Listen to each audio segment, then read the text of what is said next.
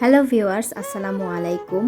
আপনারা সবাই কেমন আছেন? আশা করি সবাই খুব ভালো আছেন। আমিও ভালো আছি ইনশাল্লাহ। আজকে আরেকটি নতুন রেসিপি নিয়ে হাজির হয়েছি। আজকের রেসিপিটি হলো বিফ বিরিয়ানি, এবং এই বিরিয়ানিটি কিন্তু আমার মা রান্না করছে, এবং অনেক দিন পর একটি খুশির সংবাদ পাওয়ার কারণে কিন্তু আমার মা এভাবে রান্না করে সবাইকে খাইয়েছেন এবং এতিমদেরকেও খাইয়েছেন। তাহলে আর কথা না বাড়িয়ে চলুন দেখে নেই কিভাবে আমার মা এই বিরিয়ানিটি রান্না করে। এবং আমার মা কিন্তু সবাইকে রান্না করে খাওয়াতে খুবই ভালোবাসেন। আমিও কিন্তু আমার মায়ের মতো সবাইকে রান্না করে খাওয়াতে ভালোবাসি। এবার আমরা বাইরের চুলায় কিন্তু রান্না করছি। অনেকগুলো বিরিয়ানি রান্না করবো, এর জন্য বাইরের চুলায় আগুন জ্বালিয়ে হাঁড়িতে তেল দিয়ে দিচ্ছি। তারপর এতে গরম মশলা দিয়ে দিচ্ছি, আস্ত গোটা মশলা, এলাচ, দারচিনি এবং দিয়ে দিলাম তেজপাতা। এবার কিন্তু তেলটা হিট হয়ে আসলে পেঁয়াজগুলো দিয়ে দিচ্ছে আমার মা। সবগুলো পেঁয়াজ একটু ভেজে নেব। এর মধ্যে কিন্তু সামান্য পরিমাণ লবণ দিয়ে দিব। আমরা পরিমাণ মতো লবণগুলো দিয়ে দিয়েছি। এদিকে দেখতে পাচ্ছেন মাংসগুলো কিন্তু কেটে ধুয়ে রেখে দিয়েছি আগে থেকেই, এবং যা যা মশলা দরকার সবগুলো এই ঝুড়িতে রেখে দিয়েছি যেন সময় মতো দিতে পারি। এদিকে হাঁড়িতে কিন্তু পেঁয়াজটা একটু কষানো হয়ে এসেছে। এবার কিন্তু এতে আদা আর রসুন বাটা, একসাথে আদা রসুন বাটাটা দিয়ে দিব। আমরা একসাথেই আদা রসুনটা ব্লেন্ডার করে নিয়েছিলাম, এটা দিয়ে দিয়েছি। এদিকে আমার বোন কিন্তু রান্নার জন্য হেল্প করছে। আমরা সবাই কিন্তু একসাথে মিলেমিশে রান্না করছিলাম। আর একটু তেলের দরকার ছিল, এর জন্য আমার আম্মু আরেকটু তেল দিয়ে দিয়েছে। আর আমি প্রথমেই বলেছিলাম যে খুশির সংবাদ উপলক্ষে আমার মা কিন্তু বিরিয়ানিটি রান্না করছে। আসলে খুশির সংবাদটি হলো 17 বছর পর আমার বড় বোনের একটি ছেলে হয়েছে। এর জন্য আমার মা, এদিকে আমার মা কিন্তু বিরিয়ানির জন্য মাংসটা দিয়ে দিচ্ছে কষানোর জন্য। সবগুলো মাংস একসাথে দিয়ে দিয়েছে। আমার মা কিন্তু রান্না বান্নায় খুবই পারদর্শী, সব রকমের রান্না কিন্তু আমার মা করতে পারে।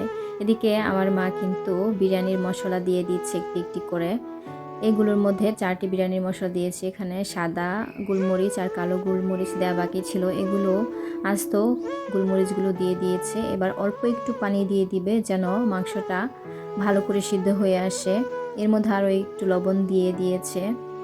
এদিকে মাংসটা যখন অল্প একটু সিদ্ধ হয়ে আসবে, এখানে কিন্তু আস্ত কাঁচামরিচ দিয়ে দিব।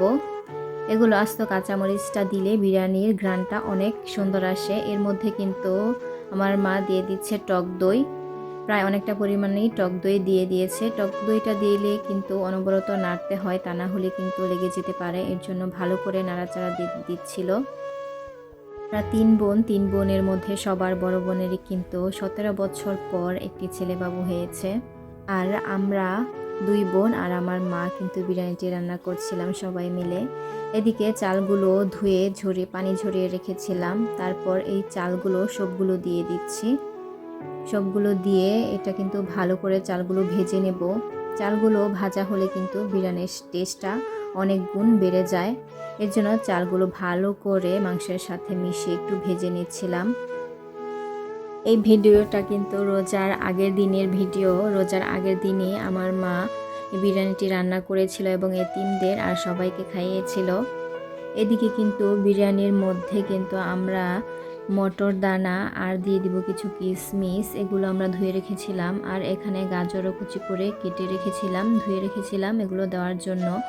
এদিকে বিরিয়ানির ভাজা হয়ে এসেছে প্রায়। বিরিয়ানির চালগুলো ভাজার সময় কিন্তু অবশ্যই অনবরত নাড়তে হবে, তা না হলে কিন্তু বিরিয়ানির চালগুলো লেগে যেতে পারে আর বিরিয়ানিটা কিন্তু পারফেক্টভাবে হবে না। এর জন্য ভালো করে নেড়ে নিচ্ছি। এতে কিন্তু আমরা এদিকে বিরিয়ানির চালগুলো ভাজা হয়ে এলে এখানে ফুটন্ত গরম পানি আলাদা করে রেখেছিলাম, এগুলো দিয়ে দিব। আমার মা কিন্তু গরম পানি আলাদা করে গরম করেছিল চুলায়, এগুলো সবগুলো ঢেলে দিয়ে দিচ্ছিল। পোলাওর চাউলের পরিমাণ দ্বিগুণ পানি কিন্তু এখানে ইউজ করেছি। এদিকে আমার মা কিন্তু কাজু বাদাম আর কাঠবাদাম ব্লেন্ডার করে রেখেছিল, এগুলো সবগুলো দিয়ে দিচ্ছি। এদিকে কিন্তু আমার মা কিশমিশ আর মটর দানাগুলো দিয়ে দিচ্ছে। এগুলো দিয়ে কিন্তু ভালো করে একটু মিশিয়ে নিতে হবে। বিরিয়ানির মধ্যে কিন্তু কাঁচা মটরশুঁটিগুলি দিলে কিন্তু আমার খুবই ভালো লাগে এবং দেখতেও অনেকটা সুন্দর দেখায়।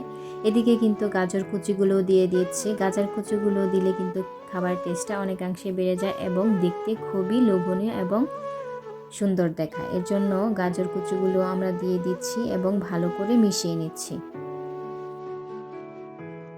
বিরিয়ানি রান্নার মধ্যে এই সবগুলো উপকরণ দেওয়া হইলে কিন্তু আমরা চুলার আঁচটা বাড়িয়ে বলক উঠিয়ে নিব। বলক উঠিয়ে নেওয়ার পর কিন্তু আমরা এখানে টমেটো সস ইউজ করব। এখানে আমরা কিন্তু পরিমাণ মতো টমেটো সস দিয়ে দিচ্ছি। এটাও কিন্তু বাসায় তৈরি, আমার বোন এই টমেটো সসটা বানিয়েছে। টমেটো সসটা দেওয়ার পর কিন্তু এগুলো এখানে আমরা পরিমাণ মতো টেস্টিং সল্ট দিয়ে দিব। এখানে আমার মা কিন্তু টেস্টিং সল্ট দিয়ে দিচ্ছে। টেস্টিং সল্ট দিলে কিন্তু বিরিয়ানির স্বাদটা অনেকাংশেই বেড়ে যায়। এবার কিন্তু আমরা ঢাকনা লাগিয়ে দিব।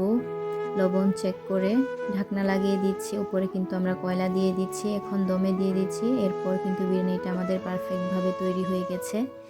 দেখতে পাচ্ছেন আমার মা ঢাকনাটা সরিয়ে এগুলো সবগুলো নেড়ে চেড়ে ভালো করে মিশিয়ে নিচ্ছে। বিরিয়ানি কিন্তু আমাদের ব্যাস তৈরি হয়ে গেছে। এবার আমার মা কিন্তু এতে ঘি দিয়ে দিচ্ছে পরিমাণ মতো। বিরিয়ানিতে ঘি যদি পরিমাণ মতো দেওয়া যায় তাহলে কিন্তু বিরিয়ানির টেস্টটা অনেকাংশে বেড়ে যায়। ঘিগুলো দেওয়ার পর কিন্তু এগুলো আমরা ভালো করে নেড়ে চেড়ে মিশিয়ে নেব। এই তো খুবই অল্প সময়ে কিন্তু আমাদের বিরিয়ানি রান্নাটা হয়ে গেছে। দেখতে পাচ্ছেন বিরিয়ানি রান্না করতে কিন্তু খুব বেশি সময়ের প্রয়োজন হয় না। অল্প সময়ে কিন্তু আমরা বিরিয়ানিটা তৈরি করতে পারি। আমার মা কিন্তু এগুলো ভালো করে মিক্স করে নিচ্ছিল। বন্ধুরা, আপনারা সবাই যারা আমার পুরো ভিডিও জুড়ে ছিলেন তাদেরকে কিন্তু জানাই অসংখ্য ধন্যবাদ। আর যারা আমার চ্যানেলে নতুন অবশ্যই কিন্তু আমার চ্যানেলটি সাবস্ক্রাইব করে লাইক করে কমেন্ট করে যাবেন। এবার বিরিয়ানির হাঁড়িটা কিন্তু চুলা থেকে নামিয়ে ঢাকনা লাগিয়ে দিবে। ঢাকনা লাগিয়ে দিবে 10-15 মিনিটের মতো। তাহলে কিন্তু বিরিয়ানির চাউলটা ভালো করে মসৃণ হয়ে যাবে এবং সিদ্ধ হয়ে যাবে। বিরিয়ানি রান্না কিন্তু কমপ্লিট।